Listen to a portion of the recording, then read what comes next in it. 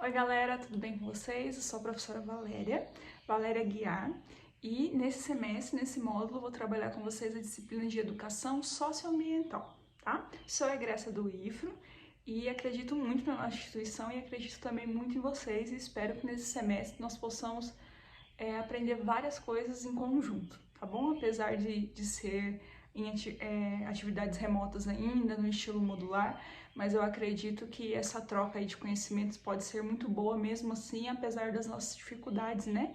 Nesse novo sistema de ensino aí devido à pandemia, tá? Então, bora lá para nossa primeira aula. Para começo de conversa, o que seria a educação socioambiental? Educação socioambiental. Quando a gente fala de educação ambiental, a gente já lembra, né, daquelas regrinhas que a gente sempre via desde criança na escola, de não jogar lixo no chão, de não poluir os rios, de não desmatar, enfim, uma infinidade, né, de conceitos, uma infinidade de regrinhas que eram postuladas pra gente, que nós deveríamos cumprir, nós deveríamos fiscalizar para que as pessoas cumprissem, né, para que o nosso ambiente, o nosso meio ambiente fosse um lugar melhor para se viver, né? Assim como nós aprendemos a amar os animais, enfim, uma infinidade de coisas. A educação socioambiental, é claro que vai, né, contemplar todas essas coisas que a gente aprende desde a infância, tá? Só que a gente tem que ver ela agora de uma maneira mais ampla, né, de uma maneira mais real, digamos assim. Ainda mais porque o termo agora não é apenas educação ambiental, é educação socioambiental. Quando eu falo de sócio, eu estou falando de sociedade, tá? Então a educação socioambiental seria esse conjunto de valores, né, esse conjunto de ações que nós devemos ter para com o ambiente e também para com os seres vivos que vivem nele, inclusive a nossa espécie, tá? Então eu acredito que anos posteriores, e ainda muitas pessoas até hoje pecam, né, errando nesse sentido, em ficar muito nessas coisinhas que a gente aprendia lá na infância e acaba permanecendo isso pro resto da vida, né? Só um conjunto de regras, de coisas que você não deve fazer, e se você não fizer aquilo, tá tudo ótimo. Se você jogar o lixo no lixeiro, beleza. Você é uma pessoa consciente, né, e você está contribuindo para o bem do meio ambiente.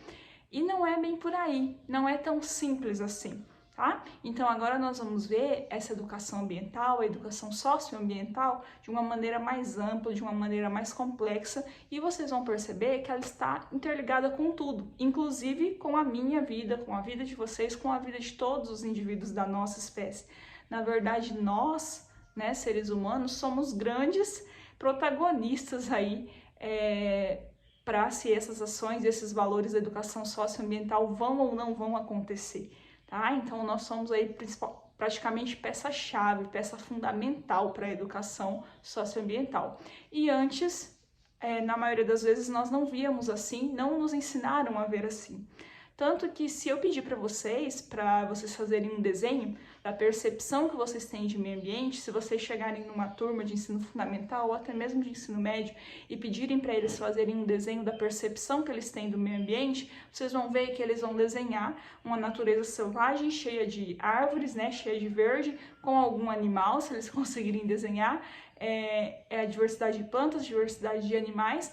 Geralmente não desenham o ser humano, rios, né? Ou eles até mostram a degradação, mas sempre a degradação da natureza selvagem.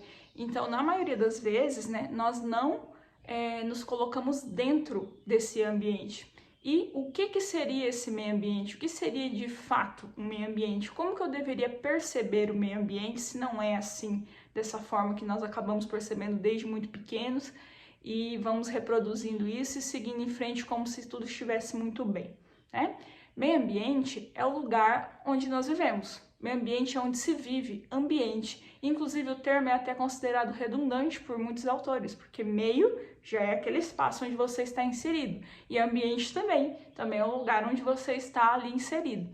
Então, meio ambiente, onde se vive, é o lugar onde os seres vivos e as coisas estão. Então, todo lugar é um meio ambiente. Esse quarto que eu estou gravando a aula é um meio ambiente. Aí é onde você está assistindo também é meio ambiente, tá? Então, todo lugar onde, né, os seres vivos e as coisas, os objetos estiverem inseridos é um meio ambiente. Então nós vemos que a nossa responsabilidade vai aumentando. Não é só cuidar da questão lá da natureza selvagem. Se eu não corto árvores, o problema é de quem corta. Eu tenho a minha consciência limpa. Não é bem assim. Se você desperdiça papel, você acaba incentivando que as pessoas cortem mais árvores, né? Ah, mas eu não tenho nada a ver com desmatamento. Se você compra muitas camisetas de algodão, você acaba incentivando sim o desmatamento, incentivando que as pessoas derrubem mais árvores, provoquem mais queimadas, né? Vamos pensar desse ponto de vista lógico das camisetas de algodão. Quanto mais você compra de camiseta de algodão, muitas vezes sem necessidade, porque a gente só tem um corpo e uma camiseta dura por muito tempo, mas nós somos levados a comprar mais do que nós precisamos, né, devido ao consumismo que a nossa sociedade vem enfrentando aí ao longo dos anos. Então, quando eu consumo demais camisetas de algodão, eu acabo incentivando a produção de algodão. E não tem como produzir algodão num espaço pequeno, assim como não tem como produzir nada que se precise em grande escala num espaço pequeno, eu preciso de um grande espaço. E naquele espaço onde está acontecendo essas plantações, inclusive a plantação de algodão, ali anteriormente havia mata nativa que foi preciso ser derrubada, né? Então, até mesmo na compra, né, inútil, na compra fútil de uma simples camiseta que eu não estou precisando, eu acabo contribuindo para o desmatamento, tá? E assim vai. Quem coleciona plástico, de certa forma, também está contribuindo aí para a extração de recursos naturais.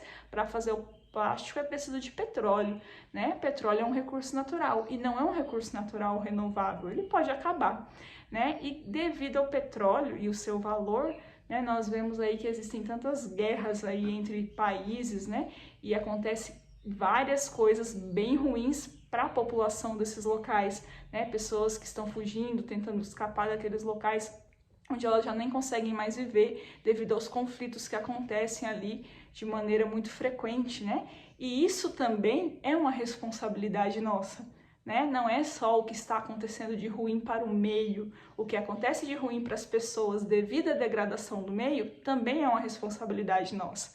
Então, na educação socioambiental, vocês vão ver que nós vamos pegar uma gama, né, de coisas muito maior do que essas regrinhas bem simples que nós aprendíamos lá no ensino fundamental, lá no ensino médio, tá?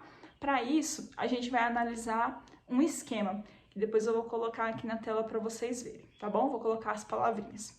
Vocês vão ver que a questão da degradação ambiental, ela está totalmente associada ao desenvolvimento da sociedade. Quando eu falo desse desenvolvimento, é o desenvolvimento econômico, tá? O desenvolvimento econômico da sociedade, ele vai acabar influenciando ao consumo exacerbado, ao consumismo, né? Porque se começa a produzir coisas que as pessoas estão gostando de comprar, estão gostando de consumir, o dono, né, quem possui o capital, né, a classe alta, ela está lucrando com isso, então ela não vai parar de fazer isso jamais. Então vocês vão ver que tudo vai influenciar para que você acabe consumindo cada vez mais aquele produto que querem que você compre. Vocês podem ver que hoje, nessa era digital dos celulares, se a gente digita, eu preciso comprar um tênis. Se você digita lá para pesquisar numa loja, foi lá, olhou, vou ver, outra hora, outro dia, outro mês eu compro. Qualquer rede social que você abrir a partir dali, vai aparecer propaganda do tênis que você quer o tempo inteiro, tá? Então não é mais só esses recursos midiáticos, eles não estão mais só se você ligar a TV, só se você pegar e olhar a propaganda que tem nas folhas de revista. Eles estão ali o tempo todo, escancarado ali na sua cara, te fazendo, né? Fazendo com que você se sinta induzido a ir lá e consumir aquele produto, por mais que você nem precise, tá? Então, esse desenvolvimento, né, da sociedade, esse desenvolvimento econômico, ele acaba induzindo ao consumismo, tá? E ele também acaba induzindo a uma exclusão social, porque quem não tem, né, quem não tem fonte de renda, não consegue consumir. E quem não consegue consumir, querendo ou não, é excluso da sociedade de uma certa forma. Né? Nós vemos aí muitas vezes adolescentes de classe baixa que acabam entrando para o crime porque querem adquirir um tênis que o colega, né, os colegas da escola conseguiram adquirir e ele, infelizmente, não tem condições para adquirir, pois o nosso salário mínimo, a gente analisando aqui no nosso país, nem vamos analisar mundialmente, o nosso salário mínimo é super baixo, né, com um emprego aí que para ganhar um salário mínimo, um salário e meio, se tiver que pagar aluguel, todas as contas do mês, não sobra, né, para você adquirir as coisas que você deseja adquirir. Então, querendo ou não, essa pessoa ela acaba sendo excluída de alguns grupos sociais, porque infelizmente, né, o ego humano, né, infelizmente, a boa parte dos seres humanos, para não dizer todos, né, pelo menos em algum momento da vida, alguns vão melhorando com o tempo, outros infelizmente não, eles acabam excluindo as pessoas. Se vocês olharem aqueles videozinhos que o pessoal tenta fazer uma pegadinha, né, só para ver o comportamento mesmo humano, né, o comportamento da sociedade, que muitas vezes coloca uma criança, né, toda suja, com a cor da pele mais escura, para circular em algum ambiente onde tem muitas pessoas, e daí você vê logo as mulheres escondendo as bolsas, os homens já meio desconfiados, olhando se a carteira ainda tá por ali. E se depois se colocar a mesma criança, só que toda limpinha, arrumadinha e andando assim, meio com cara de perdida, as pessoas já se oferecem para ajudar, perguntando se aquela criança está perdida. E se trata da mesma criança, né? Só que uma está vulnerável e a outra não. Então, querendo ou não, a sociedade acaba excluindo quem não pode consumir, acaba excluindo aquilo que elas não consideram que está dentro do padrão, né? E isso vale para várias outras coisas. Não existe, né, só preconceitos, não existe só racismo, né? Existe aqui no Brasil até hoje, é muito triste, é muito ruim a forma que as pessoas ainda até hoje, né, julgam as pessoas negras, né?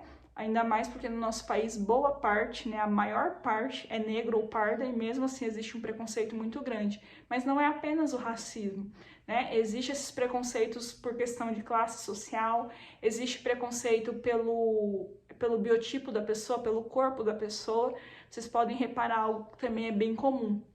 Se uma pessoa vê outra que está acima do peso, né, está ali meio gordinha e tal, se for mulher, então mulher que sofre mais ainda. Existe o preconceito com a mulher também, só pelo fato dela ser mulher.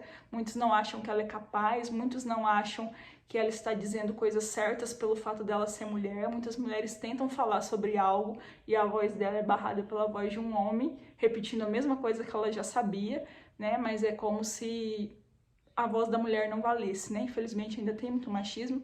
Mas voltando lá ao ponto, né, da questão do biotipo da pessoa. Se for uma pessoa mais gordinha, vocês podem ver que vai surgir gente dos 4 cantos do país preocupados com a saúde dessa pessoa. Vai ter vários tipos de propaganda. Você tem que adquirir uma vida saudável, você tem que fazer esses exercícios, tem que ir nessa academia, tem que contratar um personal, tem que contratar uma nutricionista, porque você tem que cuidar da sua saúde, né? Vai existir vários e vários tipos de propagandas, né? Dizendo que a preocupação da sociedade com a pessoa que está acima do peso é simplesmente pela saúde dela. E isso é um mito tão grande, porque tem pessoas que você está vendo que ela está acima do peso, ela é uma pessoa considerada gorda, né, uma pessoa gordinha, porém ela está com a saúde tudo em dias, e muitas vezes uma pessoa ali que você vê magra, né, com um corpo que é considerado dentro do padrão, né, que infelizmente esses padrões eles vão sendo criados ao longo dos anos na sociedade, e às vezes ela tá cheia de doenças, às vezes ela tá podre por dentro, mas ninguém tá preocupado com a saúde dela. Porque ela pode, essa pessoa que é magra, que tem o corpo dentro dos padrões estabelecidos pela sociedade, né, ela pode beber todos os dias, fumar, né, mas não tem problema, ela é magra, então a bebida e o cigarro não vai fazer mal para a saúde dela. É um exemplo. É claro que tem casos, né, que a pessoa realmente, devido à enfermidade que ela tem, ela vai precisar perder peso. É claro que se alimentar de maneira mais saudável e praticar atividade física faz bem para a saúde, mas essa pressão, né, que hoje em dia, né, na TV, nas revistas, nas redes sociais, o tempo todo, essa pressão que é feita para as pessoas adquirirem essa vida saudável, né, dizendo que é só pela saúde, quando a gente vê que é simplesmente por padrões estéticos, né, ela acaba também levando as pessoas a consumir, a comprar, a tentar fazer e ser algo que ela nem é e que ela nem quer ser, né, que ela está tentando fazer aquilo simplesmente, né, pelo fato de atender a essas pressões que a sociedade faz, né? Então esse desenvolvimento econômico, ele leva ao consumismo e leva à exclusão, porque quem consome, né? Vai estar dentro. Agora, quem não consome, quem não tem recurso para consumir, vai estar fora. Então, ele vai ser um excluído da sociedade. E essas duas coisas, né? Tanto o consumismo como a exclusão social, porque com a exclusão social vem a fome, vem a miséria, né? Vem as pessoas, os locais de moradia de risco, né? Então, tanto essa questão da exclusão social, que leva a todos esses fatores de pobreza, leva a uma degradação ambiental, como essas questões de consumismo, né, que vai ter o desperdício, que vai ter o uso de recursos naturais sem nenhum pingo de consciência, leva também à degradação ambiental. Então vejam como a nossa educação socioambiental ela é difícil de ser praticada, as ações cada vez se tornam praticamente impossíveis, né, perante ao governo, perante as grandes empresas, porque essa educação socioambiental ela bate de frente com os poderosos, com quem tem, né, com quem tem esse poder econômico. Então fica muito difícil nós esperarmos ações, né, governamentais que vão tentar preservar o ambiente e os seres vivos que estão nele, inclusive nós mesmos. Vai ser praticamente impossível, porque na verdade o interesse do governo é arrecadar. E quem tem um grande poder econômico, que é o responsável por esse desenvolvimento econômico, é quem mais contribui para o governo. Muitas vezes legalmente, e nós sabemos que no nosso país, infelizmente, até ilegalmente contribui muito, né? Que existe aí de cambalachos entre grandes empresas e o governo, né? Seja ele federal, ele estadual, ele municipal, em cambalachos de licitação para que determinada, né, empresa, para que determinada grande empresa ganhe uma licitação, né? E nisso aí que acontece os roubos, superfatura o valor de uma obra, superfatura o valor de um aparelho, e daí sobra um pouquinho para cada um. E infelizmente para esses exclusos aqui da sociedade não sobra nada. Na verdade só falta, né? Infelizmente essa é uma grande realidade do nosso país.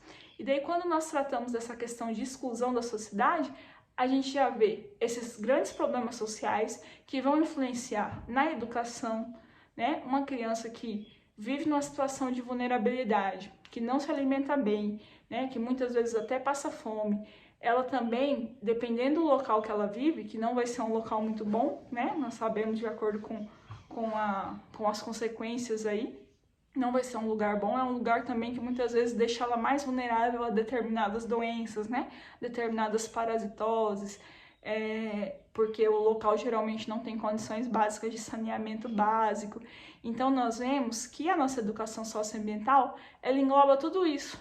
Não é só esses conceitinhos, né, básicos de como cuidar lá da natureza selvagem, esses todo mundo sabe de cor e salteado, por mais que não seja praticado, mas é a nossa vida em sociedade, é as pessoas que estão ali mais vulneráveis, seja doenças, né, seja os problemas sociais que acabam agravando aí toda a sua vida, né, porque uma criança que cresce numa situação dessa, ela vai ter problemas na escola, depois ela vai ter problemas também para encontrar um emprego, né, se ela tem problemas na escola, possivelmente ela nunca assim, vai ter um caso ou outro, né? Mas na maioria das vezes ela não vai encontrar um emprego que remunere ela um pouco melhor, né? Porque ela não teve a capacidade, a capacidade ela até teria, ela não teve tempo, não teve condições, não teve oportunidades para se especializar.